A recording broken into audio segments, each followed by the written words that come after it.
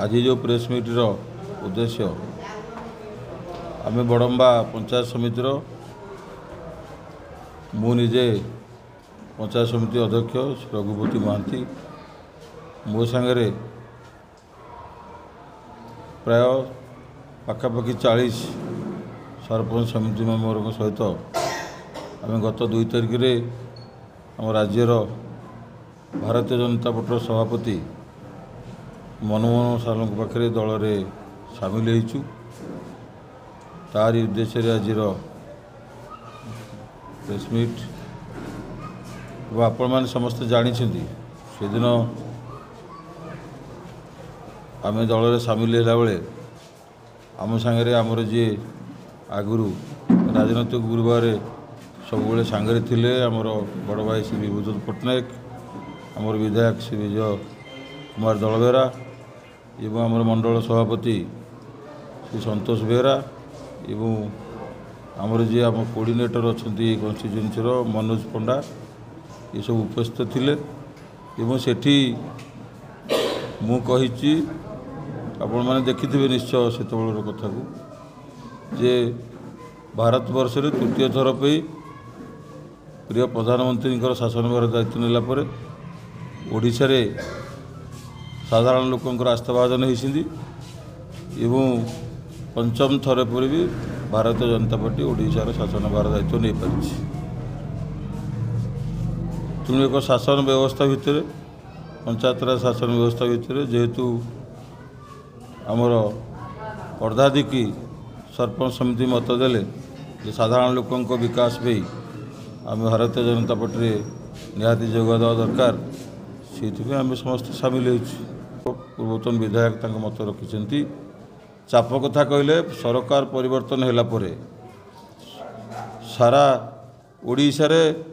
विभिन्न कार्यक्रम डेवलपमेंट कार्यक्रम बंद हो जाए ता बोली जे नुह समस्ते चापर बसवर्ती की सामिल होती मात्र एठी बड़म्बार जो अवस्था थिला जो विजु जनता दलर 6 मास जो आम नेतृत्व नहीं से 6 मास भितर कौन कार्यक्रम कले जोटा कि आम पंचायत समितिर सभ्य सभ्य मैंने साधारण लोक पाखे आस्थाभाजन हो पारे भी आस्था रखिपारे। तेणु प्रधानमंत्री नीति आदर्श एवं मोहन सरकार साधारण लोक साथ मिसवा जो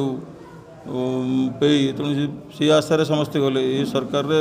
आम एत बोधे मुझे भावुँ केवल आम पूर्वतन विधायक व्यतीत द्वितीय नेता जान नु कि आम तो सामिल हेलु आम तो मुख्यमंत्री पाखे बसी पार्लु आम पाखे 5 जन विधायक बसी पारे ये सुजोग नाला आहरी बहुत जो मैंने रही जाइछन्ति उपाध्यक्ष सहित बहुत भी आम सागर जोगाजोग अच्छा तेणु यही समय जो मैंने आगुआ नेतृत्व परिस्थिति थिले जो मैंने अंचल गुरुत्व माने उन्नतिमूलक जो कार्यक्रम पे विधायक बर्तमान विधायक जोगाजोग थे तेणु से मैंने आम भितर कथा आम भर संख्याधिक निष्पत्ति आम जाम तो समस्त डाकिनु कि क्या जे आस जा समस्त स्वतःवृत्त हो जाए निश्चित प्रतिनिधि मान जो सम्मान रहा कथा सम्मान सहित जो मैंने भारतीय जनता पार्टी कर्मी हूँ कि आम सांगे जो बंधु मान समस्त की नहीं कार्यक्रम करवा और आगू जाटा दायित्व आमर ताक विधायक सागर आलोचना मोर सी हम निश्चित 2019 जो विजय कुमार दलबेहरा आम गोटे परिवार मु ददा से पुतुरा